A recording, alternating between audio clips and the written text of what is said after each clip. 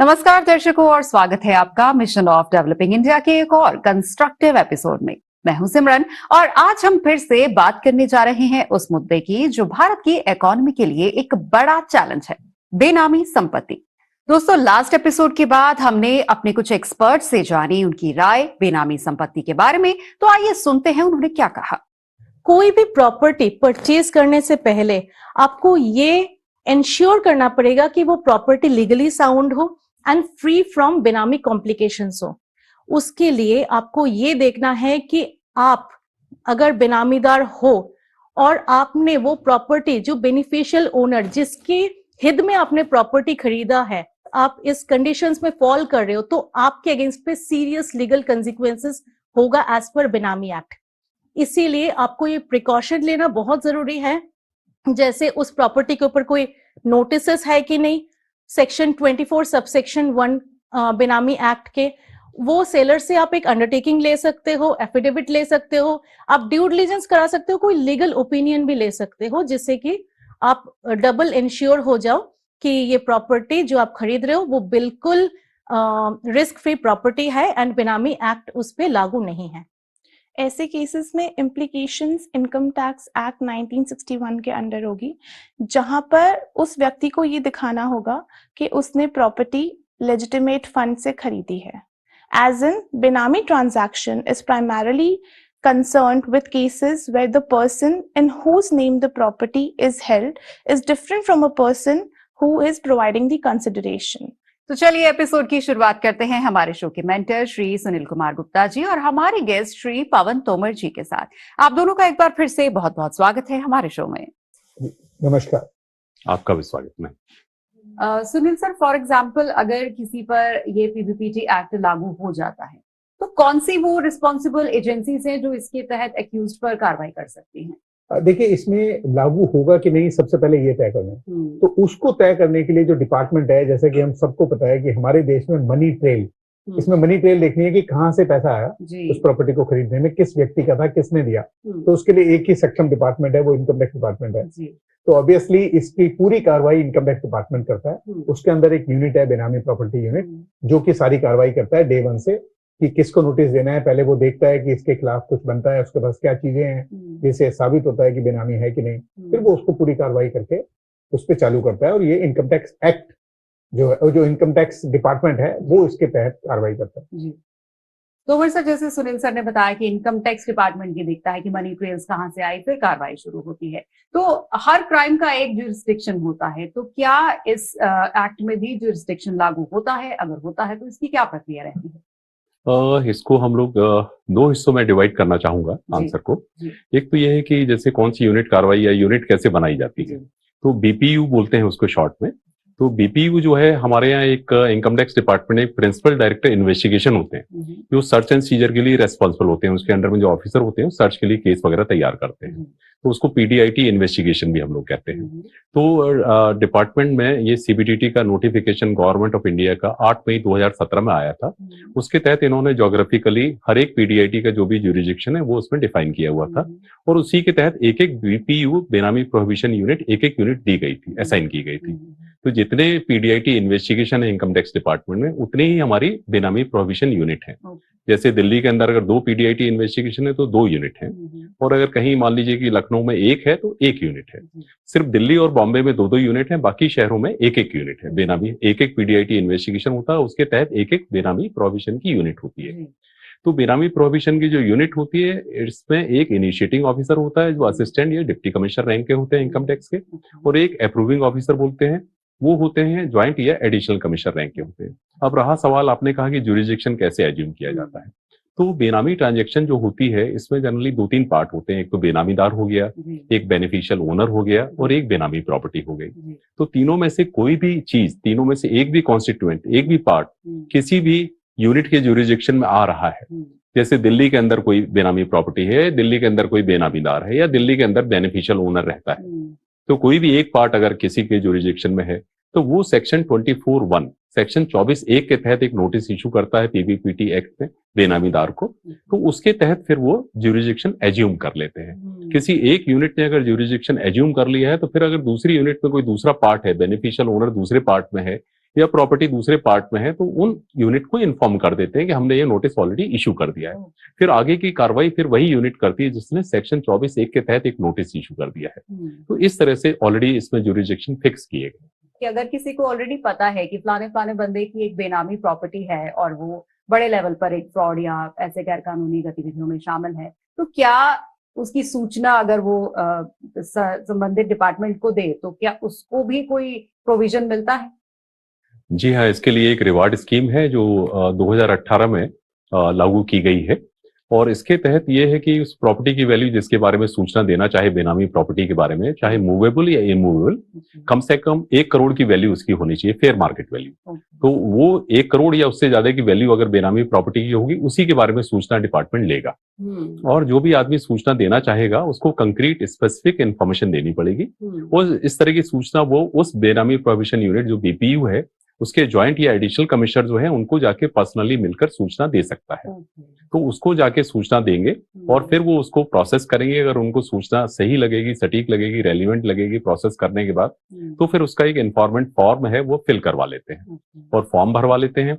उसके बाद अगर वो प्रोविजनल अटैचमेंट, आगे कार्रवाई इंक्वायरी होने के बाद अगर प्रोविजनल अटैचमेंट हो जाता है उस प्रॉपर्टी का, तो उसके लिए एक इंटरिम रिवार्ड का प्रावधान है जो कि टोटल प्रॉपर्टी की वैल्यू का 1% तक हो सकता है और इसकी मैक्सिमम लिमिट इंटरिम रिवार्ड की 10 लाख रुपए रखी गई है। और उसके बाद ये जैसे प्रोविजनल अटैचमेंट इशू हो जाता है उसके 4 महीने के अंदर अंदर ये रिवार्ड देने का, इंटरिम रिवार्ड देने का, अंतरिम रिवार्ड देने का प्रावधान है। और उसके बाद जब प्रॉपर्टी फाइनली कन्फिस्केट हो जाती है तो उसके बाद टोटल रिवार्ड जो है, final reward 10% of the value of the बेनामी प्रॉपर्टी दे सकते हैं। लेकिन उसके लिए एक प्रॉपर्टी के लिए maximum value, maximum reward 1 crore का फिक्स किया गया है। मतलब टोटल रिवार्ड 1 करोड़ से ज्यादा नहीं दे सकते हैं। और ये रिवार्ड कन्फिस्केशन की ऑर्डर इशू हो गया उसके 6 महीने के अंदर देने का प्रावधान। तो इस तरह से ऑलरेडी काफी इंसेंटिव एक तरह से इन्फॉर्मेंट के लिए दिया गया है। सुनील सर, अगर कोई भी व्यक्ति इस तरीके की बेनामी ट्रांजैक्शन में संलिप्त पाया जाता है उसके लिए सजा के क्या क्या प्रावधान है? देखिए, बहुत इंपॉर्टेंट क्वेश्चन है क्योंकि जैसे कि हम डिस्कस कर रहे थे कि यदि उसका जो वो क्राइम है वो 2016 1 नवंबर 2016 से पहले, क्राइम मतलब कि जो ट्रांजैक्शन है उसकी बेनामी ट्रांजैक्शन उससे पहले की होती है तो उसको सजा 3 साल तक की है। लेकिन अगर उसके बाद की ट्रांजैक्शन है तो उस व्यक्ति को जो है वो कठोर कारावास है, जिसे हम बोलते हैं रिग्रेस इम्प्रिजनमेंट, जो कि 1 साल से लेकर 7 साल तक है। और साथ में उसे जो फेयर मार्केट वैल्यू होती है उसका 25% तक जुर्माना भी लगाया जाता है। और वो जो बेनामी प्रॉपर्टी होती है वो गवर्नमेंट कन्फिस्केट कर लेती है। तो 3 तरह से उसके ऊपर सजा भी हो गई, फाइन भी हो गया और गवर्नमेंट ने प्रॉपर्टी भी कन्फिस्केट कर ली। अब ये इंपॉर्टेंट है कि प्रोसिक्यूशन होगा किसका? प्रोसिक्यूशन सभी का होगा, चाहे वो बेनामीदार है, चाहे वो बेनिफिशियल ओनर है, चाहे अबेटर है जो मदद करता है इस सारी ट्रांजेक्शन को पूरी एग्जीक्यूट करने में, फैसिलिटेट करता है या कोई इंड्यूस करता है, उन सभी को समान दंड मिलता है। मतलब उसमें ये नहीं है कि बेनामीदार को कम मिल जाएगा और बेनिफिशियल ओनर को ज्यादा मिलेगा या अबेटर को कम मिलेगा। सभी के लिए दंड का प्रोविजन जो है वो बराबर है। एक और इम्पोर्टेंट बात थी, अभी हम डिस्कस कर रहे थे कि डिपार्टमेंट को इंफॉर्मेशन देने की बात कि, लेकिन अगर कोई व्यक्ति, ये भी जरूर ध्यान रखना है कि डिपार्टमेंट को सूचना देनी है, लेकिन तभी देनी है जब कंक्रीट हो। यदि आपने शक के बिना पे या किसी को परेशान करने के पॉइंट ऑफ व्यू से किसी की कोई कंप्लेंट कर दी, उस केस में यदि आप फॉल्स इंफॉर्मेशन देते हो या किसी डॉक्यूमेंट को डिसऑर्ड करके या कुछ करके जमा कर देते हो कि इसको परेशान करना है मुझे, तो उस व्यक्ति को भी 6 महीने से 5 साल तक की सजा हो सकती है और 10% फाइन हो सकता है।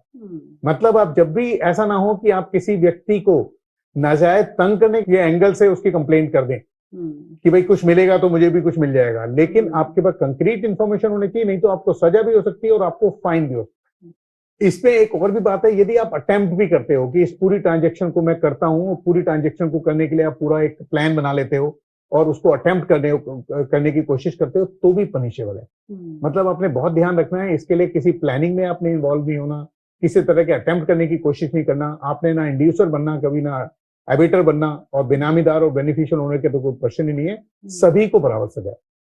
बिल्कुल। तो सपोज कीजिए जैसे कोई ये कंप्लेंट लेकर आता है कॉन्क्रीट एविडेंस के साथ, लेकिन जिसके अगेंस्ट ये कंप्लेंट है वो कोई इन्फ्लुएंशियल पर्सन है, तो उससे किसी तरीके का खतरा जो है वो कंप्लेनेंट को हो सकता है, क्या उनकी पहचान भी छुपाई जाती है? इसमें नेचुरली जो उसकी पहचान को गुप्त रखा जाता है, और इस तरह डिपार्टमेंट के अंदर, क्योंकि मेरा भी लंबा अनुभव है और इन्वेस्टिगेशन विंग में भी मैंने खुद भी कार्य किया है, तो ऐसा कोई मामला सामने नहीं आया है जब किसी के इन्फॉर्मेंट की कोई मतलब उसकी आइडेंटिटी कभी डिस्क्लोज हुई हो। इसमें डिपार्टमेंट बहुत सतर्क रहता है और बहुत ही जिस तरह का हमारे यहाँ वर्किंग है, हमेशा उसकी पहचान को गुप्त रखा जाता है। तो ये मुझे लगता है आम जनता के लिए जो हमारा शो देख रहे हैं उनके लिए एक बोनस है कि अगर आपको लगता है कि कोई प्रॉपर्टी बेनामी है और कंक्रीट एविडेंस आपके पास है, तो आप उसकी शिकायत करके रिवॉर्ड के हकदार भी बन सकते हैं। ऐसे गवर्नमेंट को भी हेल्प होगी और आपका भी योगदान होगा। बिल्कुल, आपके अगर चैनल या इसके माध्यम से अगर ज्यादा लोगों को इसकी जानकारी मिले और गवर्नमेंट के पास, डिपार्टमेंट के पास आके जानकारी दें, तो निश्चित रूप से उसमें डिपार्टमेंट को भी फायदा है और उस व्यक्ति को भी फायदा हो सकता है। यहाँ टाइम हो गया है एक छोटे से ब्रेक का, आप कहीं जाइएगा नहीं, हम जल्द हाजिर होंगे। लेकिन अगर उनको लगता है कि प्रॉपर्टी बेनामी है, तो उसके लिए सेक्शन 24(4) में ऑर्डर पास करते हैं और उस प्रॉपर्टी का अटैचमेंट कंटिन्यू हो जाता है।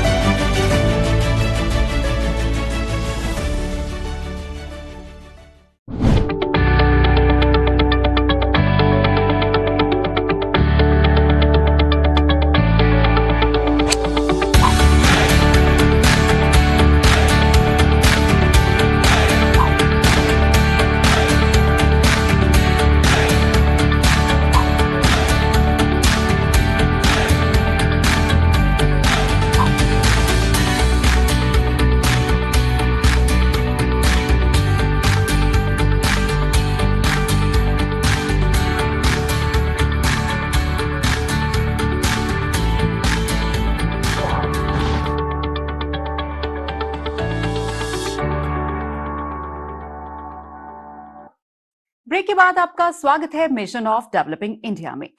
पवन सर, फॉर एग्जांपल किसी की प्रॉपर्टी पर अगर पीबीपीटी के तहत प्रोविजनल कार्रवाई चल रही है, उस दौरान उस प्रॉपर्टी को अटैच करने की प्रक्रिया क्या रहती है? मैं इसको शुरू से बताना चाहूंगा। जैसे अगर कोई इनिशिएटिंग ऑफिसर है जो असिस्टेंट कमिश्नर या डिप्टी कमिश्नर होते हैं बीपी यूनिट में, तो अगर उसके पास कोई अच्छी इन्फॉर्मेशन है और कोई मटेरियल है उसके पास, फिर अगर उसकी ओपिनियन है उस मटेरियल के बेसिस पे कि कोई बेनामी ट्रांजैक्शन हुई है, तो उसके लिए वो रीजन्स राइटिंग में रिकॉर्ड करते हैं और उसके बाद सेक्शन 24(1) सेक्शन 24(1) के तहत उसको बेनामीदार को एक नोटिस इशू करते हैं। और अगर उनको बेनिफिशियल ओनर के बारे में भी अगर जानकारी है, तो फिर बेनिफिशियल ओनर को भी उस नोटिस की कॉपी देते हैं। तो उसके बाद अगर उनको लगता है नोटिस इशू करने में, उसको कुछ समय देते हैं, जैसे 1 हफ्ते का समय दिया उसको कि भाई 1 हफ्ते के अंदर अंदर आप हमको ये स्पष्टीकरण दें। अगर उनको बाद में ऐसा लगता है कि जब 24(1) का नोटिस इशू कर दिया इंक्वायरी के बाद, तो फिर उनको लगता है कि कहीं ऐसा ना हो कि 1 हफ्ते के अंदर अंदर ये इस प्रॉपर्टी को कहीं एलिनेट कर ले, ट्रांसफर कर दे, सेल कर दे, तो उसके लिए वो उसको रोकने के लिए एक सेक्शन 24(3) सेक्शन 24(3) के तहत एक प्रावधान है, जिसके तहत वो उस प्रॉपर्टी के लिए प्रोविजनल अटैचमेंट कर सकते हैं। तो अगर सेक्शन 24(3) के अंदर अगर प्रोविजनल अटैचमेंट करते हैं, तो इसके लिए उनको ऑर्डर पास करने के पहले अप्रूविंग ऑफिसर जो उनके नेक्स्ट इमीडिएट ऑफिसर होते हैं, जिसके अंडर में काम करते हैं, एडिशनल या ज्वाइंट कमिश्नर, उनसे अप्रूवल लेने के बाद वो सेक्शन 24(3) के तहत प्रोविजनल अटैचमेंट उस प्रॉपर्टी का कर सकते हैं, जिससे उस प्रॉपर्टी को उर्द-खुर्द या सेल ना कर सके वो व्यक्ति उस प्रॉपर्टी के बारे में। तो उसके बाद ये अगर ये जो उन्होंने अगर एक्शन ले लिया प्रोविजनल अटैचमेंट का, तो प्रोविजनल अटैचमेंट ये उस महीने के अंत से और 4 महीने तक वैलिडिटी होती है इसकी, 4 महीने तक वैलिड होता है। फिर उसके अंदर अंदर उनको फर्दर इंक्वायरी करनी होती है जो इनिशिएटिंग ऑफिसर को, कि उसकी फर्दर इंक्वायरी करते हैं और फर्दर इंक्वायरी करने के बाद फिर वो एक डिसीजन पे पहुंचते हैं। तो उस डिसीजन पहुंचते अगर प्रॉपर्टी ऑलरेडी उन्होंने अटैच कर रखी है सेक्शन 24(3) में, तो सेक्शन 24(4)(a) के तहत एक वो डिसीजन लेते हैं। अगर वो डिसीजन लेने के पहले भी अप्रूवल लेना पड़ता है उनसे, अप्रूविंग अथॉरिटी जो ज्वाइंट या एडिशनल कमिश्नर होता है, उनको लगता है कि प्रॉपर्टी बेनामी नहीं है तो उस प्रॉपर्टी को छोड़ देते हैं, उस प्रॉपर्टी का जो अटैचमेंट है रिवोक कर देते हैं। लेकिन अगर उनको लगता है कि प्रॉपर्टी बेनामी है तो उसके लिए सेक्शन 24(4) में ऑर्डर पास करते हैं और उस प्रॉपर्टी का अटैचमेंट कंटिन्यू हो जाता है। और अगर वो प्रॉपर्टी पहले से उन्होंने प्रोविजनल अटैचमेंट नहीं किया है, जैसे मैंने बताया था प्रोविजनल अटैचमेंट के बारे में, अगर वो नहीं किया है लेकिन इस इंक्वायरी के बाद उनको लगता है कि वो प्रॉपर्टी बेनामी है तो सीधा सीधा सेक्शन 24(4)(b) में उसको अटैचमेंट कर सकते हैं। और इंक्वायरी के बाद लगता है बेनामी नहीं है तो उसको रिवोक कर सकते हैं। तो फिर उनको अटैचमेंट या ऑर्डर पास करने की आवश्यकता नहीं है। लेकिन इन दोनों कार्रवाई के लिए अप्रूवल उनको अपने अप्रूविंग अथॉरिटी जो है ज्वाइंट एडिशनल कमिश्नर से लेना पड़ता है। और ये अटैचमेंट का ऑर्डर जब पास हो जाता है 24(4) का, और ये कंटिन्यू रहेगा, फिर उसके बाद एडजुडिकेटिंग अथॉरिटी के पास उनको 1 महीने के अंदर अंदर जब उन्होंने ऑर्डर पास किया उस मंथ एंड से 1 महीने के अंदर अंदर स्टेटमेंट और अफेयर्स उनको बना के पूरी जानकारी के साथ एक एडजुडिकेटिंग अथॉरिटी जो कॉम्पिटेंट अथॉरिटी होती है उसके पास भेजना पड़ता है एविडेंस के साथ। ये हमने कार्रवाई करी है, उसके साथ ये मटेरियल है, ये एविडेंस है। सुनील सर, अगर किसी पर पीवीपीटी के तहत कार्रवाई चल रही है ऑलरेडी और उसी दौरान उसकी मृत्यु हो जाती है, तो क्या ये कार्रवाई कंटिन्यू रहेगी उसके किसी फैमिली मेंबर पर या जो लोग इन्वॉल्व है उन पर, या फिर वो खत्म हो जाएगी? नहीं, देखिए इस एक्ट में ये खास तौर पर प्रोविजन किया गया है कि यदि किसी व्यक्ति की मृत्यु हो रही है और उसमें पीवीपीटी एक्ट में कार्रवाई चल रही है वो कंटिन्यू रहेगी। जो भी उसका लीगल हेयर होगा उसको सारे नोटिसेस जाएंगे, उसी को जवाब देना पड़ेगा। क्योंकि इस एक्ट में खास तौर पे प्रोविजन किया गया है कि किसी भी बेनामी प्रॉपर्टी, बेनामी ट्रांजैक्शन के द्वारा जो बेनामी प्रॉपर्टी अर्जित की गई है उसको कन्फिस्केट करने में कोई बाधा ना आए। यदि किसी की डेथ हो जाएगी तो नोटिस, हियरिंग, सबमिशन, सभी कुछ सब कुछ लीगल हेयर को करना पड़ेगा।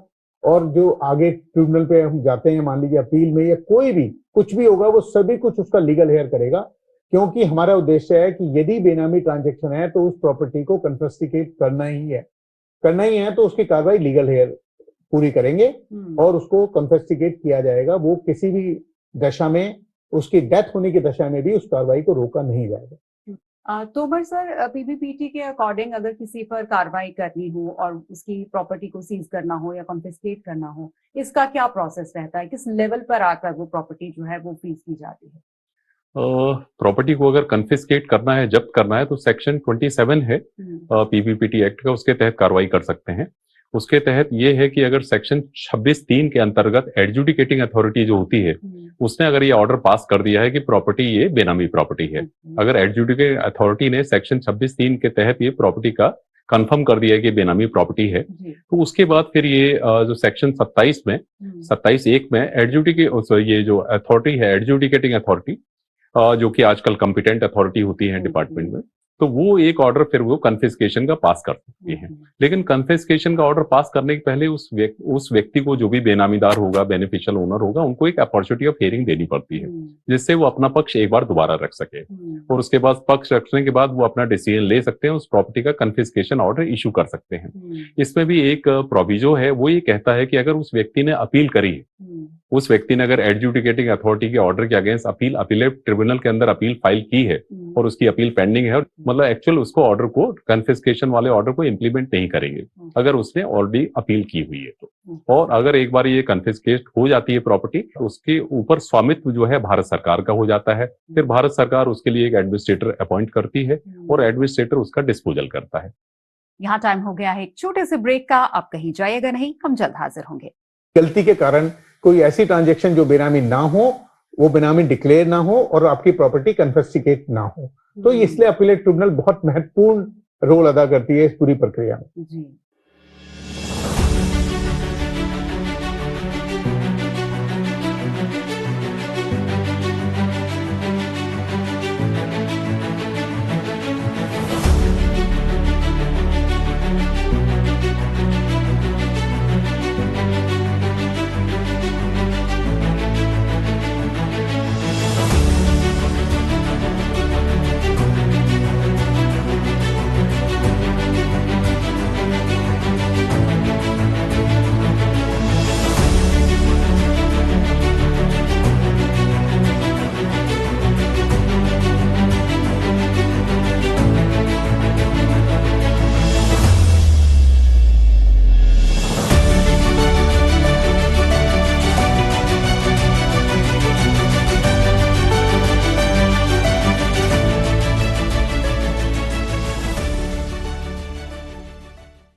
विमेन एंटरप्रेन्योर्स के लिए एक स्ट्रॉन्ग सपोर्ट।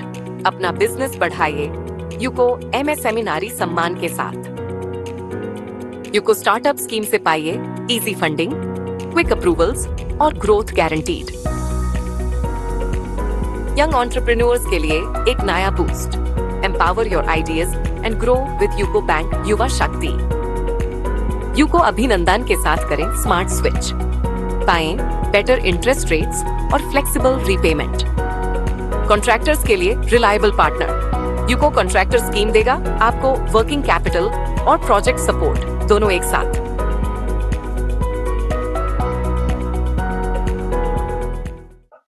ब्रेक के बाद आपका स्वागत है मिशन ऑफ डेवलपिंग इंडिया में। सर, प्रॉपर्टी अटैच करना और प्रॉपर्टी कन्फिस्केट करना, क्या ये दोनों एक ही टर्म है या फिर अलग हैं? तो अलग हैं तो इनमें क्या क्या प्रोविजंस है? अटैचमेंट के बाद कन्फिस्केशन होती है या कैसे प्रोसेस रहता है? जैसे कि मैंने अभी आपको बताया था तो शुरू में इंक्वायरी करने के बाद प्रोविजनल अटैचमेंट करते हैं और फिर सेक्शन 24(4) के तहत प्रोविजनल अटैचमेंट का ऑर्डर कंफर्म होते हैं अप्रूविंग अथॉरिटी के अप्रूवल लेकर। और उसके बाद इसका जब अटैचमेंट इसलिए करते हैं जिससे प्रॉपर्टी को आदमी बेच ना पाए जब तक इंक्वायरी चल रही है, जब तक प्रॉपर्टी अल्टीमेट डिसीजन ना हो जाए बेनामी है या नहीं तब तक बेच ना पाए, इसके लिए उसका प्रोविजनल अटैचमेंट किया जाता है।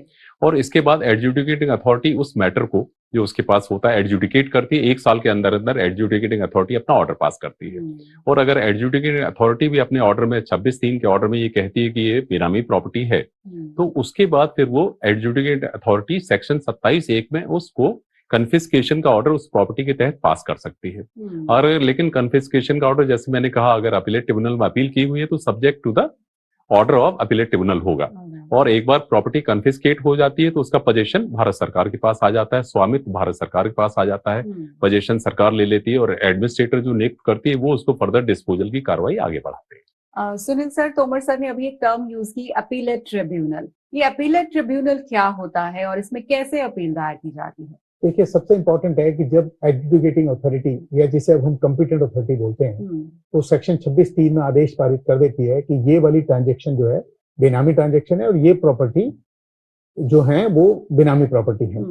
तो उसके बाद आपके पास एक ऑप्शन होती है, जैसे कि हमारे देश में सभी प्रक्रियाओं में होती है कि आप अपील कर सकते हैं। तो उसके लिए एक अपीलेट ट्रिब्यूनल बनाया हुआ है जिसमें आप अपील कर सकते हैं। ये अपील बहुत महत्वपूर्ण है क्योंकि यदि आपने अपील नहीं की तो एडजुडिकेटिंग अथॉरिटी या कॉम्पिटेंट अथॉरिटी जिसे हम बोलते हैं, तो कॉम्पिटेंट अथॉरिटी एक और ऑर्डर उसे पास करना पड़ता है जिसमें वो कन्फिस्केट करने का ऑर्डर करते हैं। यदि आपने अपील फाइल ही नहीं की तो जैसे ही वो आपका ऑर्डर 26(3) का करेगा उसके बाद कन्फिस्केशन का ऑर्डर भी कर देगा क्योंकि आपने अपील फाइल नहीं की। तो आपकी जो प्रॉपर्टी है वो भारत सरकार को चली जाएगी और बाकी कार्रवाई चालू हो जाएंगी। लेकिन अगर आप अपील में चले जाते हैं जिसके लिए आपको 45 दिन मिलता है, जिसका जो रूटीन का हमारा होता है कि आपने जो आपका पिछला आदेश है कॉम्पिटेंट अथॉरिटी का वो आदेश लगाएंगे, उनका शो कॉज लगाएंगे, ग्राउंड ऑफ अपील लगाएंगे, स्टेटमेंट ऑफ फैक्ट लगाएंगे, बाकी सारे जो फॉर्म होते हैं भर के 45 दिन के अंदर अंदर अगर आप अपील फाइल कर देते हैं तो आपको एक मौका मिलता है अपनी बात करने का कि हो सकता है डिपार्टमेंट ने जो व्यू लिया है या जो आपने डिपार्टमेंट के सामने बातें कही हैं उससे डिपार्टमेंट कन्विंस ना हो, लेकिन आपके पास फिर भी कुछ ऐसे तथ्य हों या कुछ ऐसी बातें हों जिसे आप अपीलेट ट्रिब्यूनल को बता के ये कहना चाहें कि साहब मेरी ट्रांजेक्शन जो थी ये बेनामी ट्रांजेक्शन नहीं है, ये जेन्युइन ट्रांजेक्शन है, इसको बेनामी से बाहर निकाला जाए और मेरे को उसका रिलीफ दिया जाए। तो उसी के लिए वो अपीलेट ट्रिब्यूनल बनी है, उसमें वो जाता है। और बहुत महत्वपूर्ण बात है कि जो हमारी अपीलेट ट्रिब्यूनल है वो जो हमारे जो सिविल प्रोसीजर है कोड ऑफ सिविल उस पर नहीं जाती, उसका ध्यान रहता है कि प्रिंसिपल ऑफ नेचुरल जस्टिस पे जाए और आपको वो पूरा प्रयास करती है कि पूरा मौका दिया जाए अपनी बात रखने का, बताने का कैसे ये ट्रांजेक्शन बेनामी ट्रांजेक्शन नहीं है, कैसे ये प्रॉपर्टी बेनामी प्रॉपर्टी नहीं है। अगर वहां आप सक्सीड हो जाते हैं तो आपके पास एक बहुत अच्छा मौका है कि अगर आपकी जेन्युइन ट्रांजेक्शन है उस जेन्युइन ट्रांजेक्शन को आप बचा पाएं, आप बेनामी से निकल पाएं और अपनी प्रॉपर्टी को भी, अगर वो बेनामी प्रॉपर्टी नहीं है, अपने तथ्य रखे ट्रिब्यूनल से आप उसको रिलीफ मिल सकता है। तो ये अपील के पूरे प्रोविजन बने हुए हैं जिससे कि आपको पूरे मौके मिले किसी भी केस में, किसी भी दशा में, किसी भी गलती के कारण कोई ऐसी ट्रांजेक्शन जो बेनामी ना हो, वो बेनामी डिक्लेयर ना हो और आपकी प्रॉपर्टी कन्फिस्केट ना हो। तो इसलिए अपीलेट ट्रिब्यूनल बहुत महत्वपूर्ण रोल अदा करती है इस पूरी प्रक्रिया में। जी, तो सर इस सब्जेक्ट पर आपने इतनी इंपॉर्टेंट बुक लिखी है द प्रैक्टिकल गाइड टू बेनामी प्रॉपर्टीज एक्ट पर, और बीइंग एन ऑथर आप जनता को क्या मैसेज देना चाहते हैं? यदि किसी वजह से आपके ऊपर ऐसे कोई कार्रवाई चल रही है और आप उस कार्रवाई आपको लगता है वो बिल्कुल गलत है, तो आपके अपनी पूरी बात सच्चाई से रखनी चाहिए। आपको पूरी नॉलेज लेनी चाहिए कि क्यों लगता है, क्यों नहीं लगता। और अगर आपके ऊपर नहीं लगता तो आपको पूरी अपने फोर्स के साथ और सारे तथ्यों के साथ अपनी बात डिपार्टमेंट के सामने रखनी चाहिए, तो आपको जरूर रिलीफ मिलेगा। और नॉलेज के लिए आप हमेशा की तरह हमारी किताब पढ़ सकते हैं, और कोई भी क्वेश्चन होता है तो आप पूछ सकते हैं, जिससे हम कोशिश करेंगे आपकी मदद करने की। जी तोमर सर, बिल्कुल, जब लोग ये बुक पढ़ेंगे तो बहुत सारे सवालों के जवाब तो मिलेंगे, लेकिन हम चाहते हैं कि आज हमारे प्रोग्राम के माध्यम से भी आप अपना जो मैसेज है वो जनता तक जरूर पहुंचाएं। बुक लिखने का हम लोगों का उद्देश्य यही था कि अवेयरनेस लोगों में जो है, आम जनता में, सभी वर्गों में अवेयरनेस, और खासकर एडवोकेट में, सीए में, स्टूडेंट्स में अवेयरनेस जागृति पैदा हो, जिससे बहुत बार लोग अज्ञानतावश कि कोई आदमी उनका नाम यूज करना चाहे तो उसके लिए हाँ कर देते हैं, क्योंकि उनको इसके रिपरकशन या उसका क्या परिणाम होंगे उनको नहीं मालूम होता। तो अगर उनको मालूम पड़ जाए कि इसके गंभीर परिणाम हो सकते हैं, इसमें 7 साल तक की सजा हो सकती है, और उसके इतने मतलब उसमें फाइन हो सकता है, प्रॉपर्टी भी जा सकती है, और किसी तरह से बचाव के चांसेस भी कम है, तो इसके लिए अगर आदमी को सब एक्ट के बारे में थोड़ी सी जानकारी हो जाए, कम से कम बेसिक जानकारी हो जाए, तो आदमी इस तरह बेनामीदार बनने से बच सकता है। तो ये खास संदेश हमारा जनता के लिए। बिल्कुल। और ये मत आप सोचिए कि अगर किसी ने वो प्रॉपर्टी आपके नाम करा दी तो आप मालिक हैं। आपको इस बात के लिए अवेयर होना चाहिए कि अगर किसी ने अपनी प्रॉपर्टी आपके नाम करवाई है और ट्रांजैक्शन आपने नहीं किया, तो आप उस प्रॉपर्टी के मालिक नहीं हैं, बल्कि आप एक क्राइम में भागीदार बन रहे हैं। तो इस बात का ध्यान देना बहुत ही ज्यादा जरूरी है। तो सुनील सर, अब टाइम हो गया है कि हमेशा की तरह हम आज अपने गेस्ट को एक मोमेंटो देके सम्मानित करें। जी सुनील सर, तोमर सर, आपने इतनी इंपॉर्टेंट इन्फॉर्मेशन आज हमारे साथ शेयर की, आपका बहुत बहुत धन्यवाद। धन्यवाद मैडम, आपका भी धन्यवाद। दर्शकों, आज का ये एपिसोड यहीं खत्म होता है। बेनामी संपत्ति जैसे गंभीर विषय को इतनी गहराई से समझाने के लिए मैं दिल से धन्यवाद करना चाहूंगी हमारे शो मेंटर श्री सुनील कुमार गुप्ता जी का, और हमारे आज के विशेष अतिथि श्री पवन तोमर जी का। आप दोनों की सोच, अनुभव और स्पष्टता ने इस डिस्कशन को एक नई दिशा दी है। दर्शकों, मिशन ऑफ डेवलपिंग इंडिया का ये सफर यहीं रुकता नहीं है। अगले एपिसोड में हम फिर लौटेंगे एक नए विषय और एक नए एक्सपर्ट के साथ, जिससे हम मिलकर भारत के विकास और ईमानदारी के साथ साथ ट्रांसपेरेंसी की इस यात्रा को और मजबूत बनाएं। मैं सिमरन आप सबका शुक्रिया अदा करती हूँ। मिलते हैं अगले शुक्रवार दोपहर 12 बजे सिर्फ दूरदर्शन नेशनल पर। धन्यवाद। आपको हमारा ये कार्यक्रम कैसा लगा? आप हमें सोशल मीडिया के जरिए अपने सवाल या सुझाव भेज सकते हैं।